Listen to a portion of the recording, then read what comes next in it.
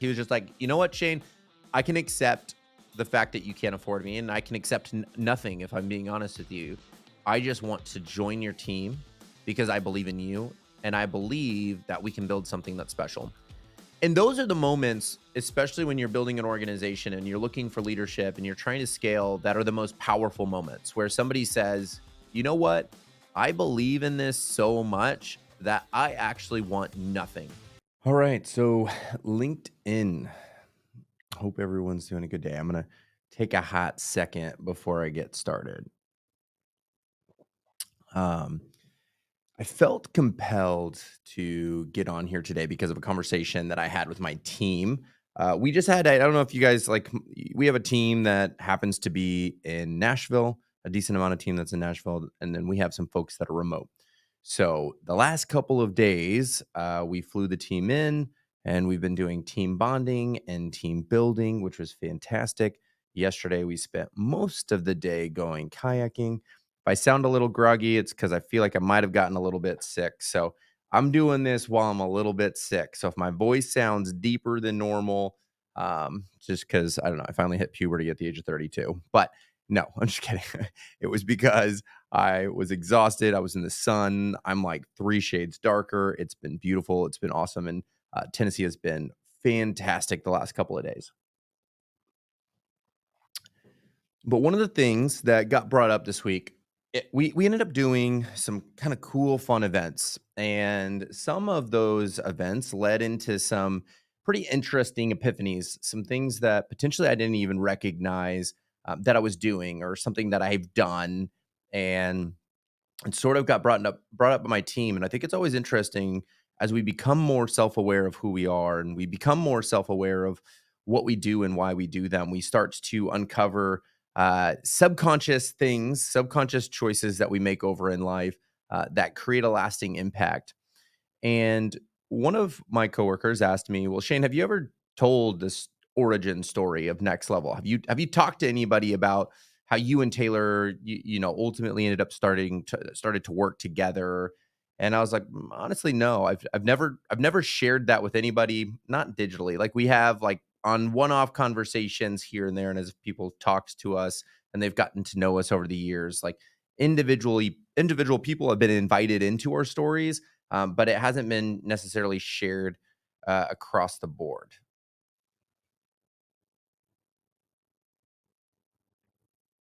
And I just noticed StreamYard.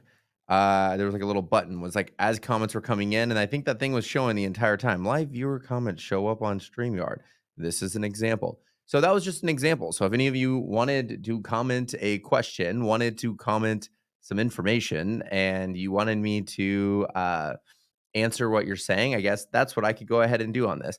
Anyways, so going back, because again, I'm sort of dragging this out a little bit, so it's like as people are rolling up, and if they want to hear this, I'm down to share it to you, and I'm down to share it to you live.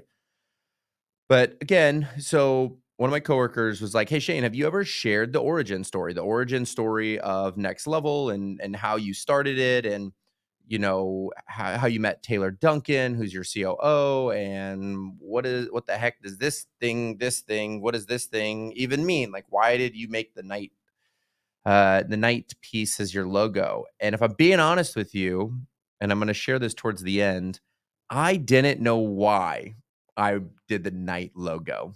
I just thought it was cool.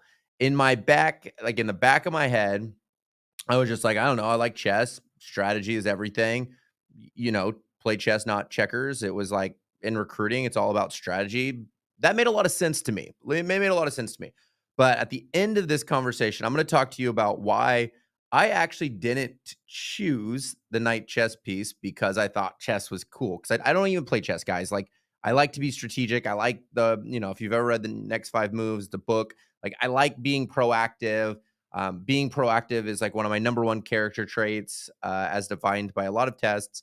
But really, I had my subconscious that I get to thank for what the night chess piece meant and what a driving force it was, since I was, I don't know, even middle school. Is middle school. The night chess piece was a subconscious figure in my head for a very long time, which I'll talk about here in a second, because I didn't even realize that I subconsciously chose the night chess piece until Thursday when we did a speed dating round with my team in Nashville where we had to ask each other a bunch of questions and we had to explain it. And as I was explaining certain things in my life, one of my coworkers was like, "Oh, interesting. Is that why you chose the knight as the chess piece?" And it blew my mind, and there was fireworks, and things were going absolutely crazy because I had no idea, and I was like, "You know what? 1,000,000% that is why that happened, and I had no idea." So, anyways, start stopping to digress, and I'm gonna go into it a little bit. So, when I first started Next Level, I did it because I just like being a business owner, and I loved recruiting. So Taylor and I, back in the day, used to work together. So Taylor was an EVP and an equity partner of a company called National Services Group, which had a subsidiary called CollegeWorks Painting. CollegeWorks Painting was an internship that I participated in when I was 18 years old, going into my freshman year of college. What I did was I learned how to start my own residential house painting company where I went door to door and I sold paint jobs. And then I produced those paint jobs. Uh, Taylor and I did not interact directly. He was my mentor's mentor at this time. And throughout that time, I was there for about 5 years. I was one of the top sales reps. I was one of the top district managers. I became a general manager. By the time I left at our peak, I had anywhere from 280 to 300 employees that worked for me underneath my portfolio of district managers and interns and all that fun stuff. Uh, just because of the breadth of the division in Washington State and Vancouver, BC. So a lot of fun, found a lot of passion. And one of the things that was unique specifically about the painting industry, specifically in Washington and British Columbia, which is where I was doing that particular program, was it had a massive influx of hiring and growth. So more or less from, let's call it June through October, that was production season. So that's when you were hiring crews, that's when you were hiring painters, that's where you were building things to produce and to ultimately complete your sale. But from October until June, the opposite end, there's not a lot of revenue that's made and everything slims down. So even when I say at the peak of that particular job, there was up to 300 employees that were working, within sort of the portfolio of what I participated in, it would slim down and go to 13 to 15 people. So you'd go from 13 to 15 people up to 300, all in a very short period, in like a 2 to 3 month period. We had to go from 14 people to 300 people. And for me, that was one of the most exciting parts of that job. And even just recruiting the interns and doing that and going into universities and doing class talks and trying to find entrepreneurial interns where they got to learn how to run their own small business because it ran as if it was a franchise. And I recruited university students and I got them committed into the dream of like what this thing can do. My top interns in this, like I think my number one intern in the summer made like $120,000 working for 4 months. So he crushed it. One of the most amazing humans that I've ever met in the planet. If you've ever read the book, the Boys in the Boat, every single estimate he ever did, he gave one of his clients every single estimate without question. He gave him a Boys in the Boat book. And one of the most beautiful souls that I've ever met. And was really proud to be a part of that program. And I was really proud to be a part of finding young, inspirational entrepreneurs that really valued investing in themselves and growing themselves. But that all sparked this whole goal of wanting to run a recruiting agency. So there's a joke in my family that once I stopped doing that program for a lot of reasons that I'm not going to go into today, economic reasons in Canada mostly, but I had this joke in my family that I was homeless in Hawaii for a little bit. And I wasn't really homeless in Hawaii. What it meant was I went to Hawaii, I was in an Airbnb, and I was living off of credit cards trying to figure out what I wanted to do next. Now, while I was figuring that out, I ended up watching this movie with Mila Kunis and Justin Timberlake called Friends with Benefits. And in that movie, Mila Kunis decided to try to recruit Justin Timberlake from this creative agency that he was running in LA to go to this big wig agency out in New York. And she got paid by convincing him to leave LA at one place to go to New York at another place. And I was like, holy moly, somebody does that for a living. I can do that. And that is literally what got me into recruiting, was watching that movie while I was, quote unquote, homeless in Hawaii. And I got inspired because I was just like, if somebody could do that, I could do that. So ended up going and working at a recruiting agency for a small period of time. And after a year, I just decided that I loved being an entrepreneur and I loved running my own business. And so I decided to do that again. I decided, you know what? I'm out. I'm gonna go do next level. Now, unfortunately, I got sued and I was in a lawsuit for almost 2.5, almost 3 years, sort of battling and playing judo and trying to figure out how to get out of this lawsuit that wasn't a non-compete. It was a entering the market with competitive advantage, them more or less trying to sue me, stating that I could not have started my recruiting agency without the wealth of knowledge that I learned after working with them and being employed with them for a year. Anyways, no hard feelings. It was a beautiful thing, and it taught me a lot. I settled. I guess I won. I settled at no cost, so I didn't have to pay anything other than the blood, sweat, and tears for 2.5 years battling a lawsuit, which was fun. Life experience. If you haven't done it as an entrepreneur, cheers. Hopefully, it never happens to you. But during that time, while I was getting sued, I had to think of different things. So I did multiple. I met someone in Canada job. Did Talentful for a little bit, which is a machine learning and artificial intelligence platform that did identity resolution. Got a taste of entrepreneurship there. Ended up doing some professional consulting and became a contractor at Facebook, now called Meta. When I was there, it was still Facebook. Ended up joining the machine learning and data science team, which was incredible. Gave me the inside scoop of what it was like doing recruiting internally, just because I had always been external outside of building my own company. And then went over to the Climate Corporation, and I was there as a contractor consulting for almost 3 years as well. And again, got to see the internal nuts and bolts, and it was a very empowering thing. After that came to an end, we hit 2020.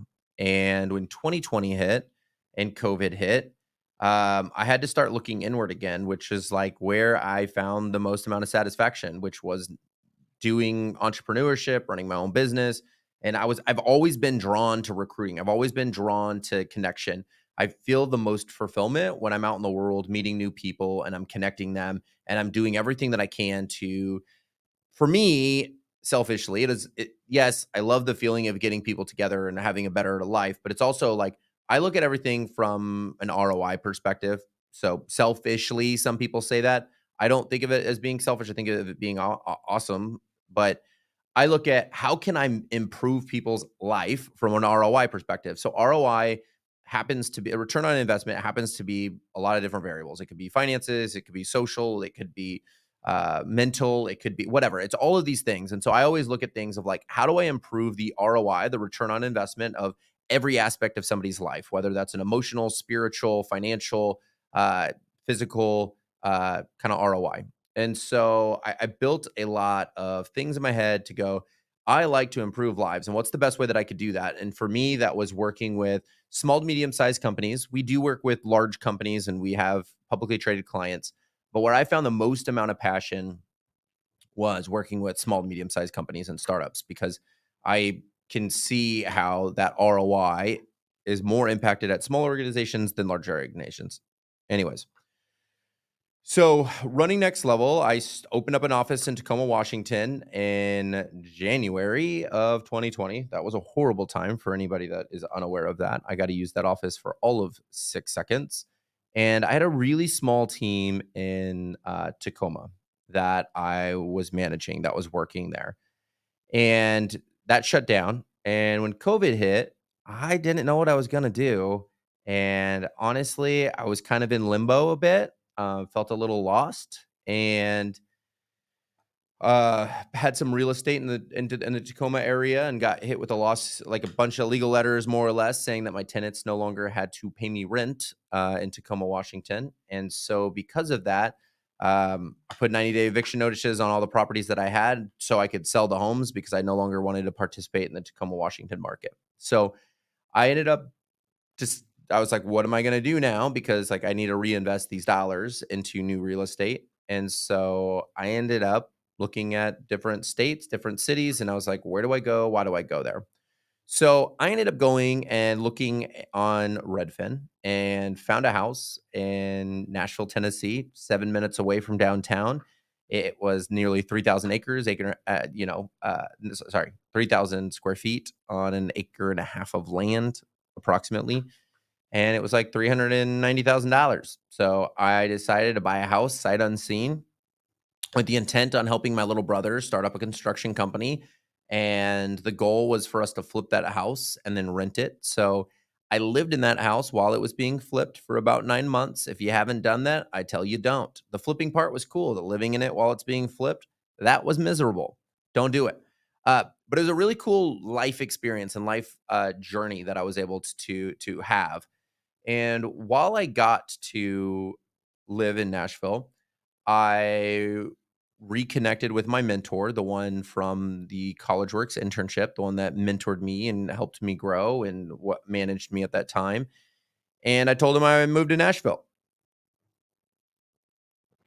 And I told him I wasn't permanently staying. My goal was to be here, flip the house, and then go back to Seattle. That was always the goal. That was my intention. And Taylor was like, "Well, hey, Taylor's in Nashville on the same journey. He decided to leave Chicago so his kids could be in a school that would allow them to be in school. And so he rented a house in Brentwood. So we were both in limbo. We were kind of like in this weird purgatory where we were trying to figure out how to break out of this weird hell that we were both living in because of a lot of reasons. And so we were both in purgatory and we met each other in purgatory. And I say that because during that time, it was August in Nashville. And I will tell you what, in August in Nashville is so hot, but I hated it at the first.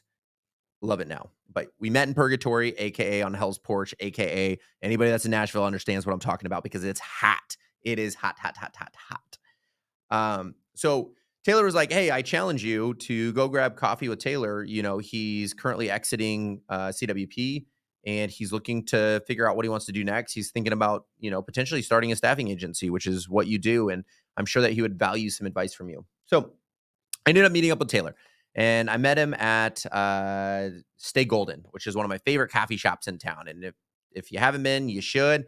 And their Reuben sandwich is bomb.com, probably one of my favorite Reuben sandwiches that you'll be able to have. So we meet for coffee. We're just chit chatting, catching up. And by the end of that conversation, Taylor was like, "Hey, look, so I don't know what I'm going to do. I'm debating on starting my own thing. There's a lot of people that have come out of the program and they've started recruiting agencies. Obviously I know how to do that. I've been doing it for 20 years. I'm an expert at that because again, for me, I had up to 300 employees. He was, 15x that. And so, I helped build a division that I wasn't even fully responsible for. I helped build a division that was like 2 million. He helped build a division that was like 50 million. So very different scale. So at the end of the conversation, he was like, "Well, Shane, look, I'm debating on doing it. I don't know. I have no idea what I'm doing next, but would you mind if I just job shadow you and just watch what you do and just come pick your brain?" And I was just like, "Yeah, sure. Why not? Next week. You can come as many days as you want. You can watch what I do. I have no problem with that." So Taylor comes over to the house that I have in Nashville, Braniac, in the McMurray area. So he comes over and he's job shadowing me. And at the end of that meeting, where he's job shadowing me because he watched me do a bunch of client meetings, his immediate gut response was, "Shane, why do you talk to clients that way?" And I was like, What do you mean? Why do I talk to clients that way?" And he's just like, "If I'm being honest with you, you got into that meeting and you were way too honest with them. You told them all the reasons why they were going to fail if they didn't. Um, More or less, I had to use an analogy. I'll explain it sort of to you guys what happened, but more or less, they wanted senior software engineers, specifically people focused on back end distributed systems, and they wanted a certain level of experience and they wanted a certain level of expectations in terms of compensation, in terms of equity and all of that fun stuff. And I like having radical candor with clients and setting up realistic expectations because we were more or less, at an inflection point where they were delivering offers and we weren't able to close people. But more or less, what they wanted was a level 64 and or a level 65 at Microsoft. But at the time, they were paying their customers, not customers, but their candidates, like they were trying to pay the employees at the time, uh, level 62 pay at Microsoft. And that is both in salary and in equity slash total comp. So I was just like, and a lot of these employees, a lot of this team were ex Microsoft. So I was trying to speak their language and I was trying to get them to understand where it was like, look, guys, you're looking at hiring a Microsoft level 64, level 65, but your current compensation package is a level 62. I'm not saying that you need to give them more cash, but I am saying that you need to figure out how to get the upside up. And so, otherwise, you guys are never going to get what you actually want. So, if you want to lower your expectations, that's fine. But we need to be able to meet in the middle. Like, we have to go and figure out what is the upside for these candidates to join you outside of just feel good because their hours expectations, their deliverables, all that. It was all on par. So, it was like, what is the risk reward here? Because we have to be able to see an ROI. Otherwise, we're never going to be able to get somebody to convert.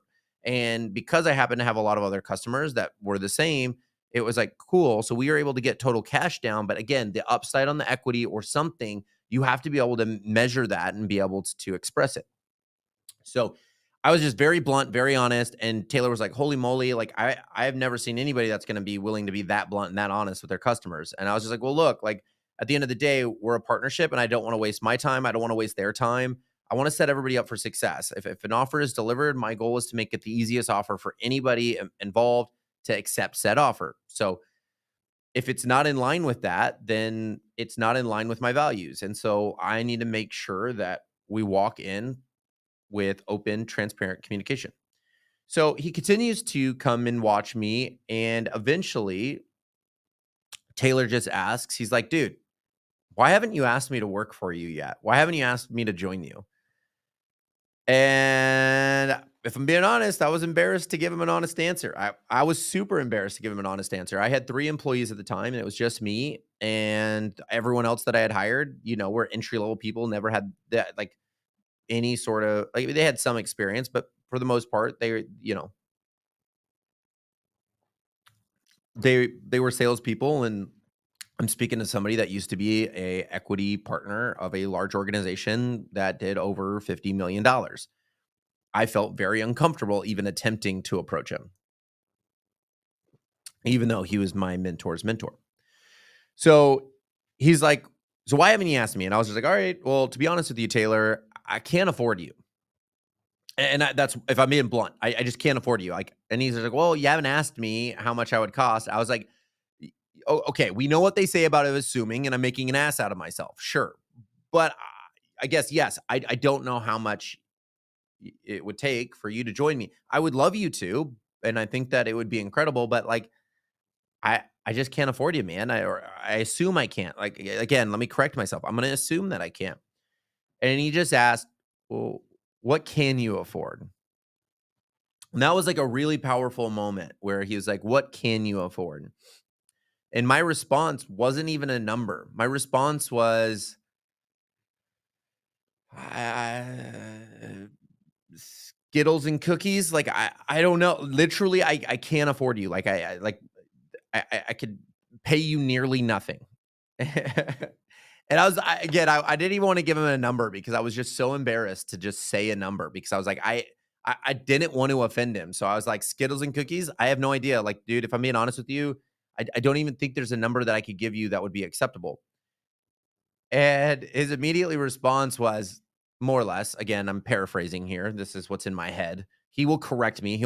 He is historically accurate. I'm not. I'm like rainbows and unicorns and sunshine and like I'm like the most optimistic person on the planet. And that's where my head's in the clouds. Okay. My head's in the clouds. So I'm answering with a heads in the clouds answer because if he listens to this or watches this, he's like, Shane, actually, I'm going to be historically accurate. This is what was actually said. So insert whatever the truth is. I'm going to give you the rainbows and unicorns answer. So he was just like, Shane, I can accept cookies and Skittles. Like I could accept it, which I did not expect. He was just like, "You know what, Shane? I can accept the fact that you can't afford me, and I can accept nothing if I'm being honest with you. I just want to join your team because I believe in you, and I believe that we can build something that's special." And those are the moments, especially when you're building an organization and you're looking for leadership and you're trying to scale, that are the most powerful moments where somebody says, "You know what? I believe in this so much that I actually want nothing. But what I do want," and this is what he said. He's like, I need nothing and I want nothing, but I want to build this. I believe in you. I believe that we could build into this thing into something special." And he's just like, "I will have future expectations and I know what I want to afford in the future. So I want to build a 3-year roadmap to help us get to a place where I will be there." And it is crazy how much trust you start to have when somebody says, "I need nothing. I'm ready to serve. I'm ready to grow. I'm ready to build with you. Let's just do it." And, I don't think that I even thank Taylor enough, and I don't even think he gets the amount of recognition that he deserves when it comes to that, because he asked for nothing and he expected nothing, and he continues to give more than he receives. He continues to serve my team more than my team serves him.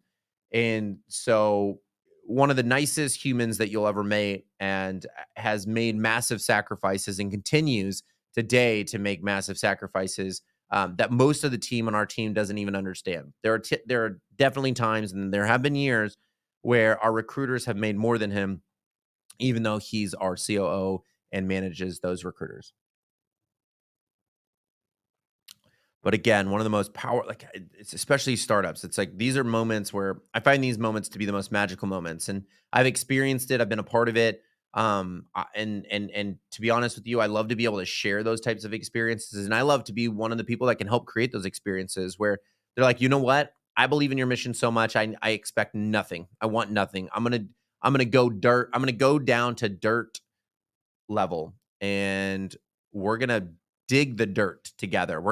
I'm gonna get down and I'm gonna shovel this shit, and we're gonna dig together. We're gonna build a foundation, and we're gonna build this into a skyscraper." And that's what we're doing right now. So it's been fun because last year was a demolition year. We built this, we dug the dirt and we built the structure for the small team. And every once in a while you figure out that maybe the foundation that you built was really just for a residential house. And we said we wanted to build a skyscraper. So we had to demo that thing down and we had to dig again. So this year, beginning of 2024, we built a new foundation because we realized that sometimes you got to build the foundation for a residential house before you can build a skyscraper. So maybe we're building a 3-story building and then we'll have to do it again. So that was a really interesting moment. So again, those are beautiful moments. Those are amazing moments. Those are the moments that we all live for. And honestly, I'm beyond thankful for Taylor Duncan for doing and sacrificing and giving and serving as much as he has to me and everyone else on the team, because it's been a very selfless journey for him in a lot of ways. And I have to imagine it's been a very humbling journey for him along the way, because again, uh, Skittles and cookies is what I was able to afford when he started. And so he's put in the blood, sweat, and tears, and it's been a very empowering and inspiring choice that he's made. And I hope he stays here as a knight for as long as humanly possible, and until we have that skyscraper, and I don't know, maybe we build our own planet. Hashtag Elon Musk. Let's go to Mars. Just kidding. Um, so I'm gonna so that was a little bit of like, how did Taylor and I meet? We met because he was my mentor's mentor back in the day. We've known each other for over 12 years. It's been awesome. It's been wonderful. And meeting him in Nashville was one of the best things that's ever happened for my business, and one of the best things that's ever happened for me personally.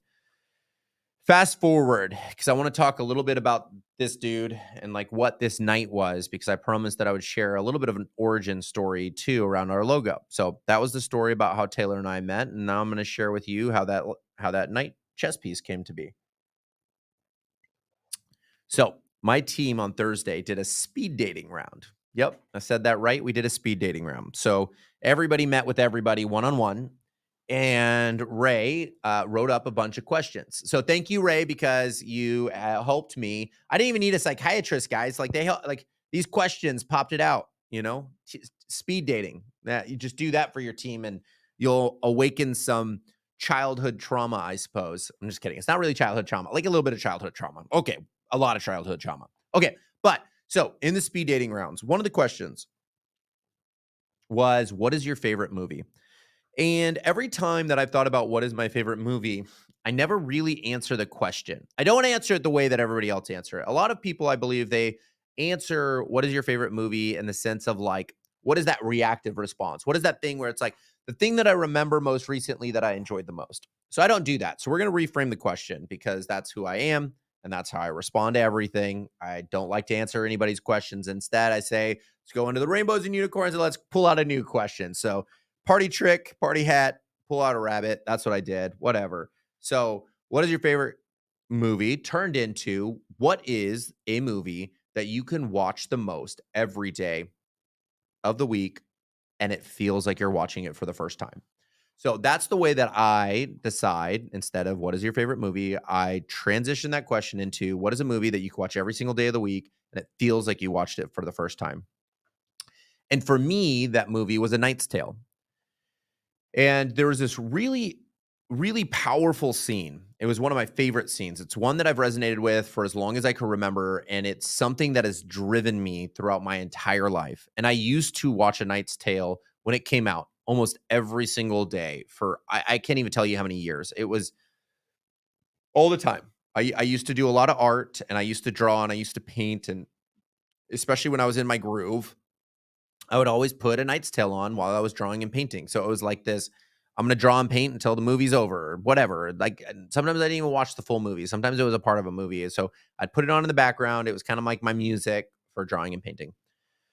But there's this scene, and what the scene is the main character, William Thatcher, as a child, is on one of those guillotines. You know, like the thing where they put their head through and they're like, because they're about to get their head chopped off. They're like, ugh. Okay. So there's this guy that's like this, and then William Thatcher is on top of the guillotine, and the guy there's the guy's like, he's like in prison. It's like a very symbol. Like there's so much symbolism in there for me. But like, so there's this guy that's getting ready to his life is about over, and he's ending his life. We don't know why he's ending his life, but his life's over because he made bad choices. Okay. And William Thatcher is on top of this guy that's made bad choices, and then his father's next to him. But there's this parade, and this parade is a bunch of knights getting ready to go participate in a tournament that are coming down, and everybody's cheering, and it's like a happy event. So I look at this, and I look at it as like a very, again, the symbolic moment for me, and this is like the subconscious brain in me that's like thinking about this as it's happening as a child that's been able to be dug up in this freaking speed dating class in the office is there's this moment and it's like you have two options. You get to be the person that is shackled and ending their life with a guillotine because of bad choices, or you can pursue to become a knight. And I think we all end up being, I think a lot of people unfortunately end up being one of these guys instead of one of those knights, you know, instead of one of the knights. And so he sits there and he looks at his father, William Thatcher, and there's the junior and there's the father. And he goes, more or less, I'm going to paraphrase this because he goes, Father, is it true? Can a man truly change his stars? And his father responds, Yes, a man can do anything if he believes it. And to me, that was always a very powerful moment, which was like, hey, is it true? Can a man truly change his stars? The father goes, yes, as long a man could do anything as long as he believes it. And that was a very powerful moment because like you get to be one of those two things. You get to be one of these or you get to be a knight. I mean, some people find themselves somewhere in between. But in that moment, as I'm watching that, as a child that grew up kind of poor and grew up in a broken household with divorced parents and moving around a lot and really just didn't know where I belonged and I kind of looked at both of my parents and I was like, I really don't want either of their lives. Like I want something better. Like I don't want to be here. Like I felt disassociated and I was like, I don't want to be here. I want to be something better. And so for me, I was like William Thatcher looking at this night being like, that's what I want. Like that's who I want to be. Like I don't want to be this dude I don't want to be that dude. Like no chance. That's not what I want. I want to be a knight. And I put that movie on every day to remind myself I'm going to take action and I'm going to be the best at everything that I do anytime, every time, because my goal is to become a knight. My passion is to become a knight. My journey, my will, my effort is going to lead me to become a knight. I never realized that this thing was that. It was me, because I made this logo, by the way. So I created this. This was something that I drew. This came out of my brain. I don't know why. I don't know where. I don't know why I chose a knight chess piece in my head. When I did it, I was like, I don't know. It's cool. Let's just say it's cool. It just looks cool. No, it was me as a child every single day convincing myself that in the future I was going to become a knight. And it's wild for me to unlock that and to really think about that on Thursday where it's just like, yeah, I'm going to make other people that's my goal in life. My and I'm looking at it and I'm like, okay, well there's like I'm like that is my journey. Like that is what I am here on earth to do is I wanted to pursue a knight to become a knight and my job now is to do the same. My job now is to employ people that are going to be on the same journey to figure out how do I become a knight because they've got one of two options. That guy, the guy like this, or they could become that thing that is getting ready to do a tournament that everyone's cheering on. I want every single person on my team to become a knight or at least on the journey. That not everyone's going to do that. And I respect that and I understand that. But if somebody is to join next level, if somebody is on this team, it is because they are in pursuit of becoming a next level knight. That's what it means to be a part of the next level team. And I truly never knew how to express this. I truly never knew how to even promote this in a way that did not just sound like I want you to be the best version of you because that sounded like super silly and I always felt really uncomfortable saying I want you to be the best version of you. I want you to want more. I want you to do enter in all the things that feels very synonymous with I want you to be the best version of you. And now I could just say I want you to be a next level knight and I actually know that is no longer like I am competently conscious of why I chose this logo, why we're doing what we're doing, why we're building what we're doing. And it's because I want everyone to pursue the excellence of what it means to become a knight. And I could describe all of the things that it took for Sir William Thatcher to become a knight. And I believe that it is such a powerful movie. If you want to know what I mean by that, a lot of my core values, and I'm like, holy moly, I didn't even realize that my identity and a lot of my values come from that movie. It's wild to think about like something like that, something so precious to me really instilled a lot of values and it became my logo and I didn't even know it. So I wanted to get on live. I wanted to create a video because on Thursday somebody was like, "Have you ever shared it? Have you ever like told people your origin story? Do you like have you ever told people why you created the night?" And I was like, "If I'm being honest with you, one I knew, like the Taylor situation, totally knew that one. The night chess piece, if somebody asked me on Wednesday last week, why did I create the night chess piece? I would have just told you because I thought it was cool. But now I know. Now I can actually tell you why I created the night chess piece because I found out on a Thursday. So, if you are watching this, you are the second group of people to understand why this night chess piece was created. Everybody else saw my brain just explode during our team speed dating event. And now you guys are next. Now you guys know. And I think this is one of those moments that it was like a very unlocking moment, and it's something that I'm actually really jazzed about. And I've never really been the raw kind of person, and I've always felt really uncomfortable about being the raw person because I didn't have like a true what is because it Taylor wanted like Taylor bragged about being next level knights, and every time he talked about being a next level knight, when he did it, I was like, "Ooh, it's kind of cheesy." I love that you're doing it. I love that you're doing it. But, this is kind of cheesy. Now there is no cheese. The cheese is awesome cheese with sauce. Maybe I don't know. Maybe it's like whatever the coolest kind of cheese is that you think. Apparently, yesterday while kayaking, people thought blue cheese was the coolest cheese, but I say that stuff stinks. So maybe not. I don't know. But whatever the coolest cheese is, this is it. It's the coolest cheese. Now I'm like, yeah, I can very proudly say everyone on my team is in pursuit of becoming an amazing next level knight. And that is like straight up in my core, in my heart now. And that cheese sauce, That's real now. It's none of that Velveeta stuff. It was Velveeta last week. Now it's something cool. It's something real. It's something special. And y'all are the second group to know the origin story of how that little thing subconsciously was created and put on paper and pen and became the logo of my organization. And that is how we're going to become the most influential voice in talent acquisition, is because we will be hiring people on the mission to become a next level night. Thanks for listening, y'all.